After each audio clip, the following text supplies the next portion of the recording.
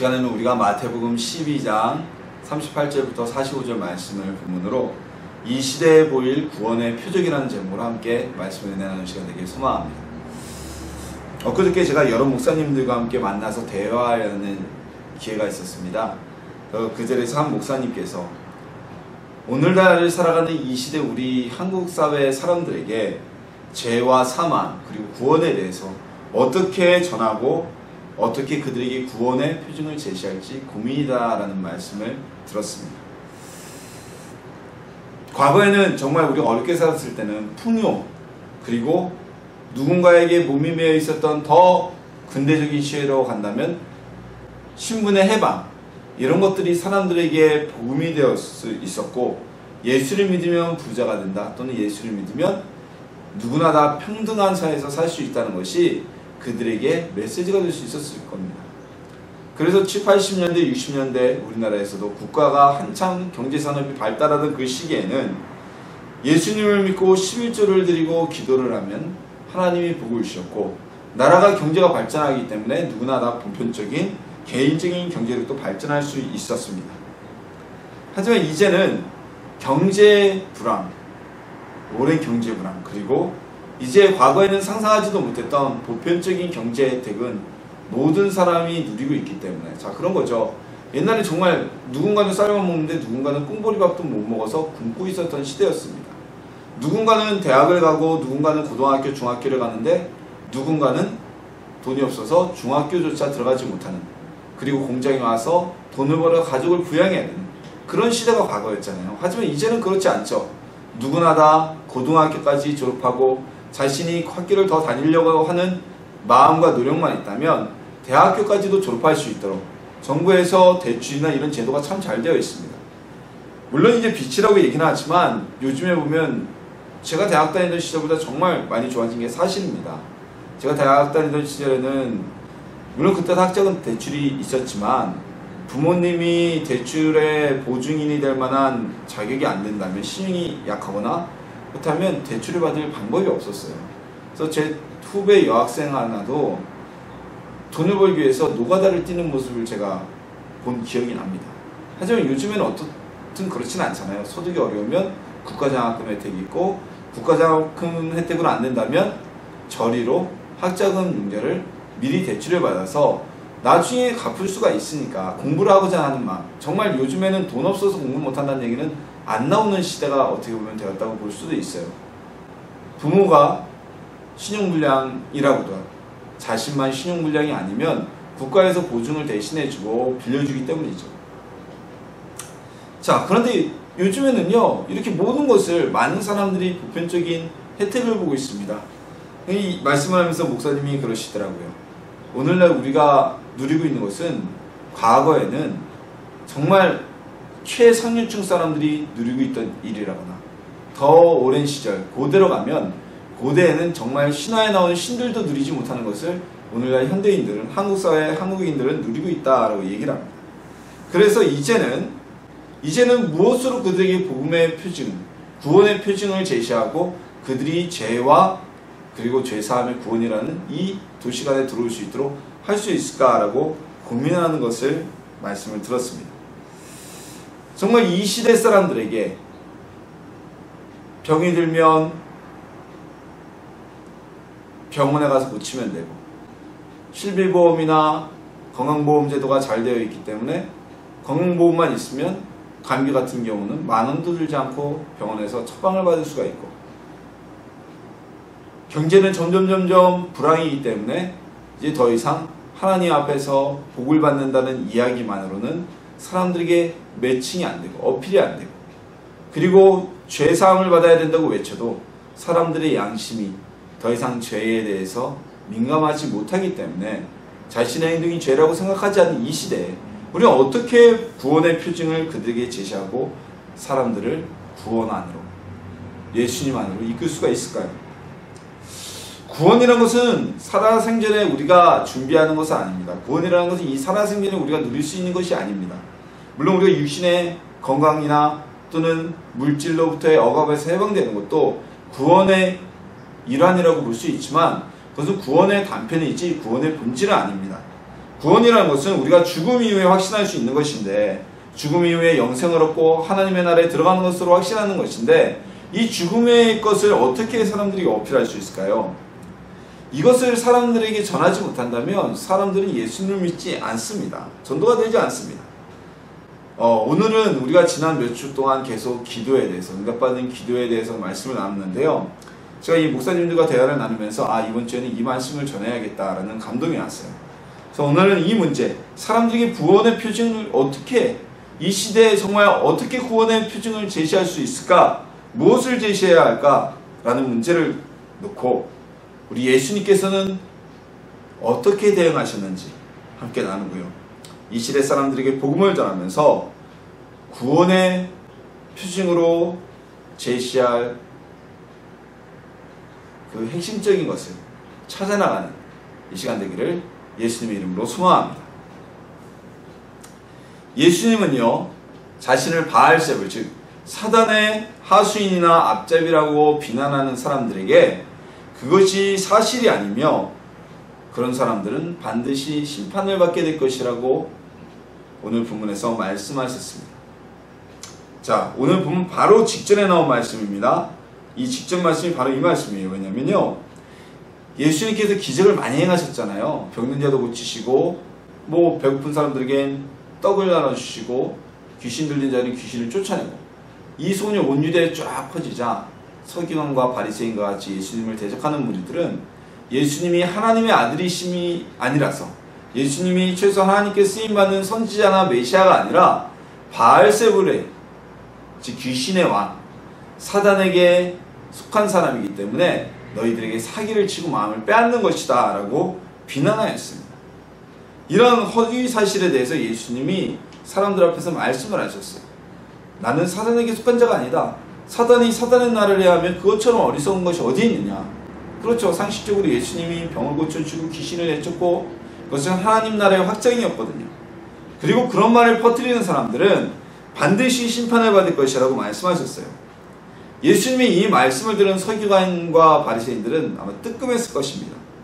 양심이 찔렸을 거예요. 왜냐하면 그 말을 퍼친 사람들이 바로 이 주체들이 서기관과 바리새인들이었거든요. 예수님이 이 말씀을 하시자마자 서기관과 바리새인들은 예수님께 표적을 보여달라고 구합니다. 자, 이 표적이라는 것은 무엇이냐면 바로 예수님이 바알세불이 아닌 하나님의 아들이라는 것을 나타낼, 증명할 표적이라는 것으로 우리가 이해할 수 있습니다. 이들은 예수님을 정죄하고 그리고 비난하고 허위 사실로 예수님의 명예를, 오늘날로 말하면 예수님의 명예를 훼손하고 그런 죄를 저질렀음에도 불구하고 거기서 회개하지 않고 그것으로 모자라 다시 한번 예수님을 함정에 빠뜨리고자 하는 목적으로 표적을 구했던 것입니다. 한마디로 말하면요, 우리는 당신을 믿을 수 없으니 스스로 당신이 하나님에 속한 사람, 하나님께 쓰임받고 메시아임을 증명할 표적을 우리에게 보여달라, 이런 말이었습니다. 하지만 우리가 방금 전에 나눴듯이 이미 예수님은 수많은 이적들을, 표적들을 행하고 계셨습니다. 많은 유대인들이 예수님을 따라다녔던 이유는요, 예수님이 가는 곳마다 많은 사람들이 모여들었던 이유는 예수님이 행하신 기적들 때문이었습니다.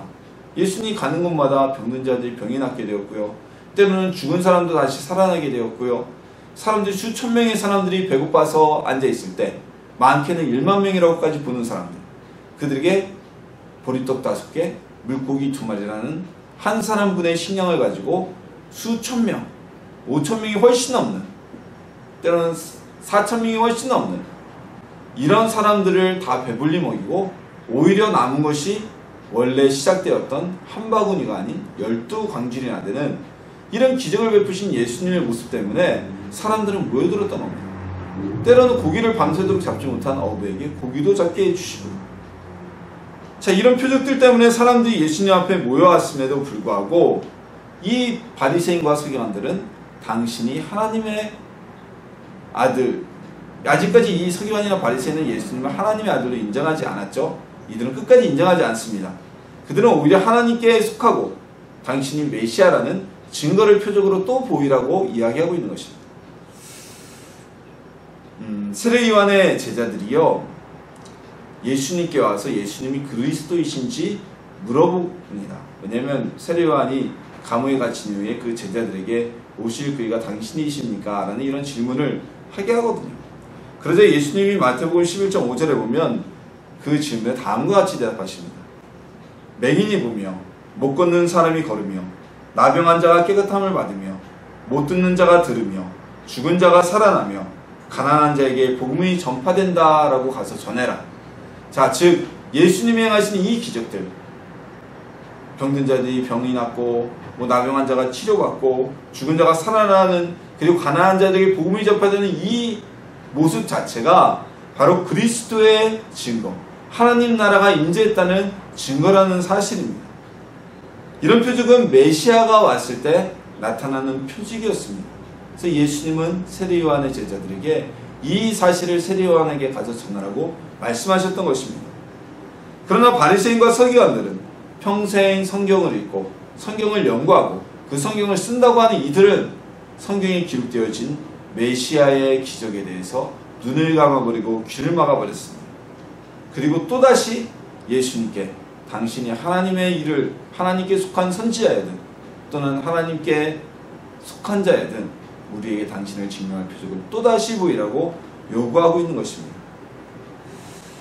아마 이 성경 속의 상황 속에서, 오늘 본문의 이 무대 속에서 바리새인과 서기관들은요, 예수님이 어떠한 표적을 보이셨어도 그 표적을 받아들이지 않았을 것입니다. 이들은 이미 메시아가 세상을 구원할 구세주가 와서 베푼 그 기적들, 구세주의 오심에 대한 증명으로 나타낸 기적들을 바알세불이 한 일이라고 폄하하였습니다.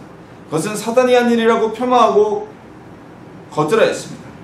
만약 이 서기관과 바리새인들의 요구처럼 예수님이 그 자리에서 하늘에서 불이 내리는 표적을 보이셨다고 하더라도 이들은 역시 이것이 하나님의 기적인지 바알세불이 보인 표적인지 우리가 어떻게 하느냐고 또다시 트집을 잡았을 것입니다. 오늘날 사람들이 예수님을 거부합니다. 복음을 거부합니다. 그리고 말합니다. 영생? 그런 게 어디 있어? 당신이 그 영생이 있는지 없는지 알아? 봤어? 가봤어? 라고 반문을 합니다. 우리가 복음을 전하더라도 받아들일 준비가 되지 않는 사람들은 어떠한 기적이 벌어져도 그 기적을 통해서 복음을 받아들일 사람이 아니라는 것입니다. 마치 이스라엘 백성이 출애굽을 할 때 애굽 왕 바로가 무려 9번의 재앙이 나타날 때까지, 그 재앙이 하나님으로부터 오는 것이 분명함에도 그 재앙이 나타날 때까지도 이스라엘 백성을 해방시키지 않았던 것처럼 그들의 강박함은 당시 바로의 강박함과 똑같은 모습입니다. 이런 사람들은 어떤 말을 해도 듣지 않습니다. 자신들도 영생이 없다는 것을 증명하지 못합니다. 우리 보고 영생을 증명하라 그래요. 그럼 방문할 수 있잖아요. 영생이 없다는 거 어떻게 증명해요? 가봤어요? 들어봤어요? 라고 물어보면 자신들도 증명하지 못하는 것은 똑같습니다. 그러나 자신들이 아는 것, 자신들이 옳다고 여기는 것, 그것만으로 진리라고 받아들이기 때문에 그들은 복음에 귀를 열지 못하는 것입니다. 오늘 본문의 서기관과 바리새인들이 그렇습니다. 이들은 이미 예수님을 메시아가 아닌, 구세주가 아닌 사단의 앞잡이라고 받아들이지 않고 비난하고 힐난했던 것입니다. 이러한 자들에게 어떤 표적과 증거를 보인다고 하여도 이들은 믿지 않을 사람입니다. 그럼 예수님은 이 서기관과 바리새인들의 질문, 우리에게 당신이 구세주임을 또는 하나님의 선지자임을 나타낼 표적을 보여달라는 이들의 요청에 어떻게 대응하셨을까요? 예수님께서는요, 바리새인과 서기관들의 의도를 이미 알고 계셨습니다. 예수님은 하나님이시기 때문에 우리의 마음을 이미 다 읽고 계시는 분이셔요. 그리고 표적을 보여주시는 대신 이런 대답을 하십니다. 악하고 음란한 세대가 표적을 구하나 선지자 요나의 표적밖에는 볼 표적이 없느니라. 요나가 밤낮 사흘 동안 큰 물고기 뱃속에 있었던 것 같이 인자도 밤낮 사흘 동안 땅속에 있으리라. 이 말씀을 듣는 서기관과 바리새인들은요, 뜨끔했을 겁니다. 왜냐하면 예수님께서는 하나님의 아들, 구세주가 바로 눈앞에 있음에도 받아들이지 않고 오히려 그 하나님의 아들을 대적하고 함정에 빠뜨리려고 하는 이들에게 악하고 음란한 세대라고 아주 직접적으로 말씀을 하셨기 때문입니다. 그리고 그들에게 보여줄 것이라는 것은 오로지 요나의 표적만이라고 말씀하셨습니다. 요나의 표적이란 무엇입니까? 요나가 3일 동안 물고기 뱃속에 있어서 그가 죽은 것처럼 되었다가 다시 살아난 것처럼 오늘 본문에서 예수님께서도 인자도 밤낮 사흘을 땅속에 있으리라고 말씀하셔서 예수님이 3일 뒤에 죽음 3일 뒤에 부활하실 것을 말씀하신 것입니다. 즉 다시 말해서 구원을 받기를 예수님을 하나님의 아들이라고 표적을 보이려고 하는 이들에게 예수님의 그 부활 외에는 다른 표적을 볼 것이 없다고 말씀하신 것입니다. 또한 연이어서 이 약한 세대 서기관과 바리새인분들과 예수님을 구세주로 받아들이지 않는 그들에게 요나와 그리고 남방여왕 성경의 열왕기에 기록된 시바 여왕의 이야기를 들어서 그들을 힐난하십니다. 그들을 꾸짖으십니다. 요나가 하나님께서 그 니느웨 성을 심판하실 것이라는 메시지를 전했을 때 니느웨 사람들이 이방인이었지만 요나에 전하는 그 이야기를 듣고 회개합니다. 짐승까지 금식하며 하나님 앞에 회개합니다. 그러자 니느웨에 임하기로 하였던 하나님의 심판이 철회되게 됩니다. 이방인임에도 불구하고 하나님의 음성을 들을 줄 알았던 하나님의 선지자의 음성을 들을 줄 알았던 니느웨 사람들이 심판날에 와서 하나님의 아들 그 아들을 눈앞에서 보고 있음에도 받아들이지 않는 그들을 향하여 조롱할 것이라는 얘기입니다. 오늘 본문 성경 본문에서는 정죄할 것이라고 되어 있는데 정죄라는 것은 뭐예요? 죄라고 정하고 그들을 비난할 것을 얘기하는 거죠.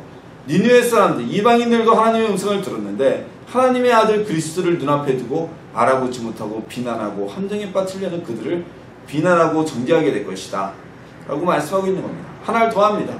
남방여왕이 솔로몬의 지혜를 듣기 위해서 먼 곳에서 많은 예물을 가지고 왔다. 단지 사람의 말을 듣기 위해서도 그리하였건만 하나님의 아들 구세주가 메시아가 눈앞에 있는데도 그의 말을 듣기를 마다하지 않는 그들을 아마 심판날에 시바 여왕이 남방 여왕이 너희를 비난하고 조롱할 것이다 라고 말씀하고 계십니다. 이 바리새인과 서기관들의 모습이 얼마나 어리석고 답답한 일인지를 비유하셔서 말씀하신 것입니다. 오늘날에도 동일합니다. 예수님을 믿지 않기로 한 자들에게는 그런 사람들에게는 어떠한 표적을 보여줘도 필요 없고 믿지도 않습니다. 그리고 오로지 예수님의 구속사역 즉 십자가의 죽음과 부활만이 모든 믿는 자들에게 예수님을 찾기를 원하는 자들에게 표적으로 주어졌다는 말씀인 것입니다. 이 말씀은요 예수님께서 부활하셔서 제자들에게 보이실 때 하신 말씀과도 연계가 됩니다. 보지 못하고 믿는 자들은 복되도다 라는 말씀과 같이 꼭 눈으로 보아야 믿는 것은 믿음이 아니죠. 그거는 믿음이 아니라 이미 보는 순간 내게 되고 지식이 된 겁니다. 보지 못하고 믿는 자들은 복되다고 하신 예수님의 말씀처럼 예수님을 믿는 것은 어떠한 표적을 통해서 우리가 믿는 것이 아닙니다. 증명된 것을 통해서 믿는 것이 아닙니다. 가시적인 것을 통해서 믿는 것이 아니라는 것입니다. 엘리야가 기도하며 하늘에서 불이 제단 위에 내렸을 때 불덩어리가 하늘에서 제단으로 떨어졌습니다. 그럼에도 불구하고 이스라엘 민족은 하나님 앞에 회개하며 돌이키지 않았습니다. 돌아오지 않았습니다. 이것은 수많은 표적에도 불구하고 이미 예수님의 표적을 받아들이지도 않고 구원에 나오지 않은 이 서기관과 바리새인과 동일한 모습인 것입니다. 오늘날에도요 예수님을 믿지 않는 사람들은 어떠한 기적이 나타난다고 해도 예수님을 믿지 않습니다. 그 기적 자체를 믿지 않죠. 교회에서 신유의 역사가 나타나고 병 고치는 역사가 나타나도 야 저거 다 지들끼리 짜고 치는 사기야, 짜고 치는 일이야, 믿지마 라고 얘기할 정도로 구원은 그런 표적으로 받아들여지는 것이 아닙니다. 지난 목요일이죠. 네, 목요일날 우리 센터에 이번 컴알 무료 스터디 마지막 종강이 있었습니다. 이 종강 시간에는 항상 제가 우리 교회에서 식사를 제공하면서 복음을 나누는, 복음을 전하는 그런 시간을 갖습니다. 제가 구원에 대해서 이야기하려고 두 청년들에게 내세가 있는지 믿느냐라고 물었을 때 한 청년이 이렇게 대답을 해요. 내세가 있을 것도 같고 없을 것 같기도 한데 솔직히 본 적이 없으니 잘 모르겠다라고 얘기를 하는 것입니다. 그렇죠. 우리 이 성도님들 중에 내세를 보신 분이 계십니까? 저도 내세를 본 적이 없어요. 우리의 내세는 뭐죠? 죽음 이후의 하늘나라, 영생천국. 그것을 본 사람은 아무도 없습니다. 그러면서 제가 복음에 대해서 우리는 예수님을 믿는 것이다, 예수님을 믿으면 우리는 내세를 준비하는 것이다 라고 쭉 이야기하고 구원에 대해서 말씀을 전하자 청년이 이렇게 얘기하는 겁니다. 그러면은 보지도 않은 그 내세에 대해서 어떻게 믿습니까? 라고 하길래 제가 성경에 있는 데다 그대로 줬어요. 그것마저도 하나님의 은혜다. 하나님이 믿을 수 있게 해주시니까 보지 않은 것이 믿어지고, 하나님의 은혜가 있으니까 우리의 성경의 말씀이 다 믿어지는 것이다 라고 대답을 했어요. 근데 대부분의 사람들은요, 제가 대화를 나눈 이 청년의 이야기처럼 정말 보지 못했기 때문에, 과학적인 증명이 없기 때문에 믿지 못한다고 얘기합니다. 그러나 믿음은요, 눈앞에 보이는 어떤 표적과 기적을 보인다고 해서 생기는 것이 아닙니다.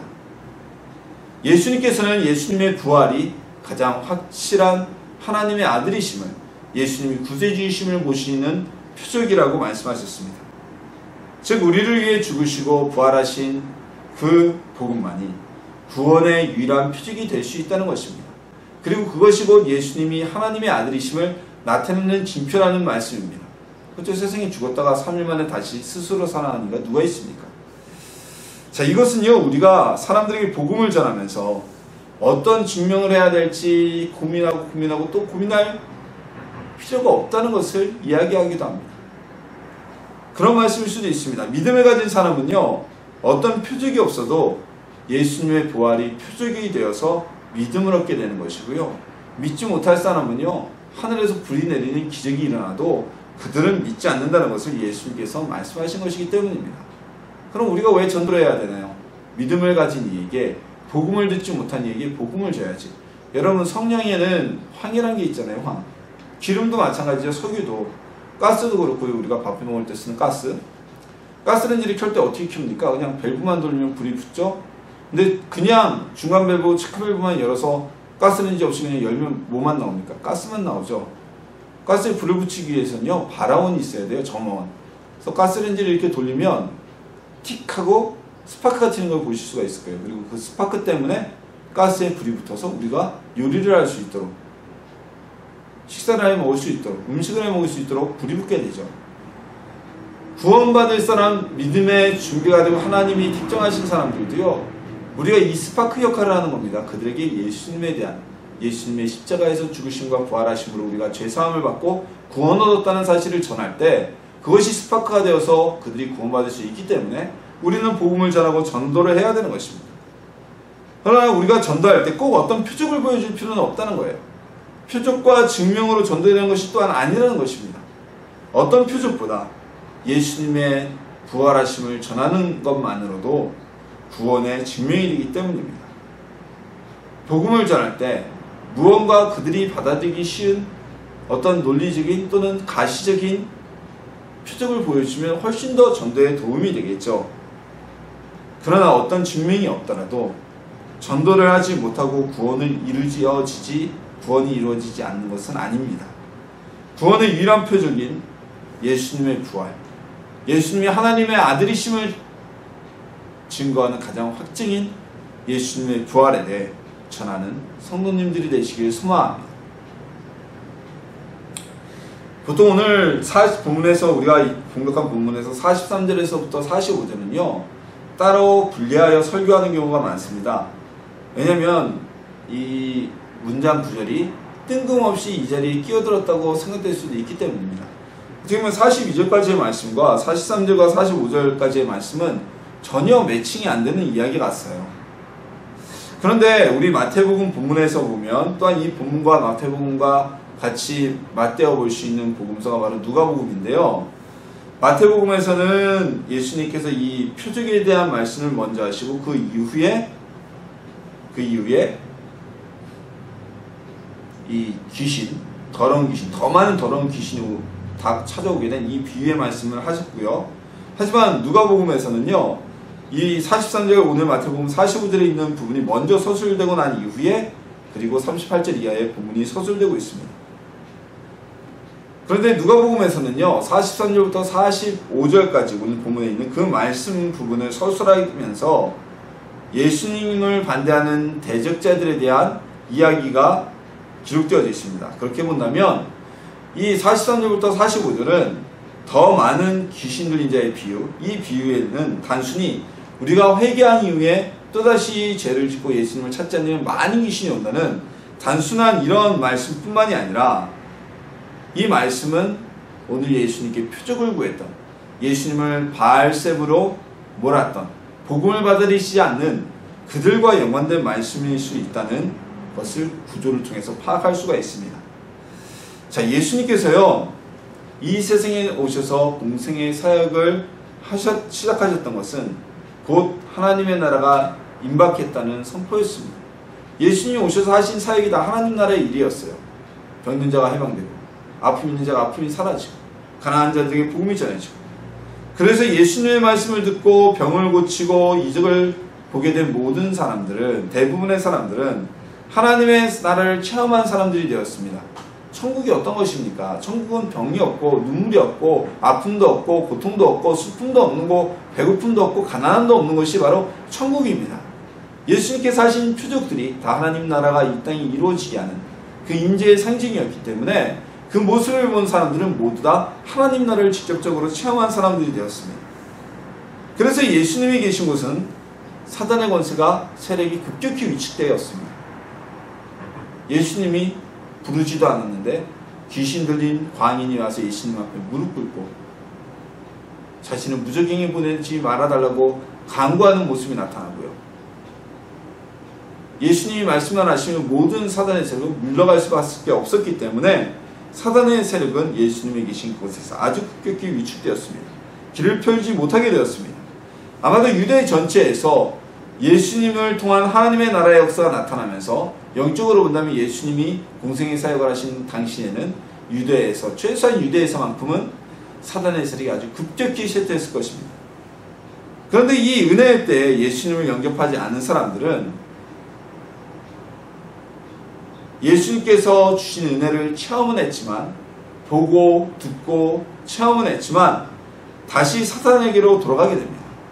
즉 하나님의 아들이신 예수님께서 이 땅에 하나님의 나라를 건설하고 계신 그 가운데서 하나님 나라를 체험하고서 다시 사단에게로 돌아가게 된 것이죠. 예수님께서 부활하시고 승천하신 이후에는 성령님께서 보혜사로 이 땅에 오셨습니다.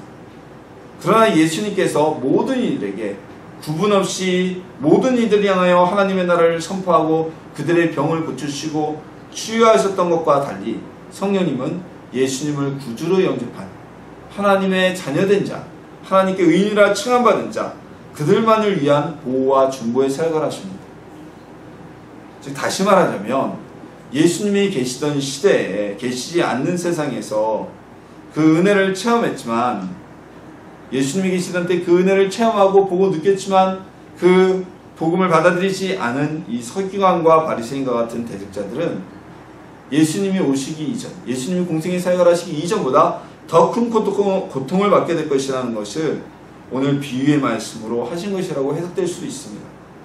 예수님이 하늘나라로 가신 이후 예수님을 믿지 않은 사람들, 예수님과 함께 생활하며 함께 지냈지만 그 복음을 받아들이지 않은 사람들에게는 오히려 더 커다란, 예수님이 계실 때 꼼짝 못했던 사단이 더 큰 영향력을 발휘하게 될 것입니다. 이 말씀은 지금도 여전히 우리에게 이 세상 가운데 적용되는 말씀입니다. 세상은 갈수록 악해집니다. 그리고 강팍해지며 복음을 거부합니다.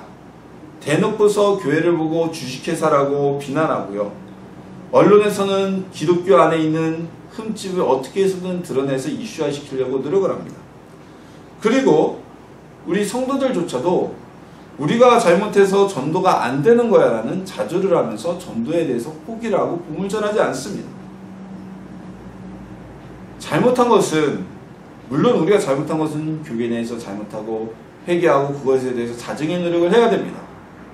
하지만 이 세상은 우리 안에 있는, 때로는 교회 안에 있는 어둡고 잘못된 부분만에 대해서 비난을 하는 것이 아닙니다. 모든 교회와 모든 성도와 모든 목회자들을 싸잡아서 비난을 합니다. 그것이 사단의 계략이기 때문입니다. 점점 더 예수님을 믿기 힘든 세상이 될 것입니다. 사단의 세력은 심판의 날이 가까워오면서 점점 더 활기를 치고 극성을 부리게 될 것입니다. 이것은 이미 성경이 예언된 일입니다. 예수님을 대적하는 사람들은 더욱 예수님을 대적하게 될 것입니다. 갈수록 전도가 힘들어지는 이유입니다. 사단의 세력이 눌리지도 말고 지지도 말고 대적자들의 강경함에 위축되지도 말고 담대히 부활의 복음을 전하는 성도님들이 되시기를 예수님의 이름으로 축원합니다. 제가 엊그제 목사님들과 그런 대화를 나누면서 사람들에게 과연 어떻게 복음을 전해야 효과적일까 하는 생각을 했었습니다. 저는요, 최근에 전도할 기회가 온다면 이런 질문을 먼저 던집니다. 내세를 믿습니까? 라는 질문을 던져요. 사람들이 가장 두려워하는 것이 무엇일까요? 바로 죽음입니다. 모든 사람은요, 죽음에 대한 두려움을 본능적으로 내포하고 있어요. 스스로 가지고 있어요. 사람들이 예수님을 믿지 않고 대적하는 이유는요, 죽음 이후에 세상이 없다고 생각하기 때문입니다. 즉 천국과 지옥이 없다고 생각하기 때문에, 확신이 없기 때문에 이 땅에서의 삶을 최대한 누리기 위해서 무슨 죄를 지더라도 개의치 않고 죄 짓는 삶을 살아가는 것입니다.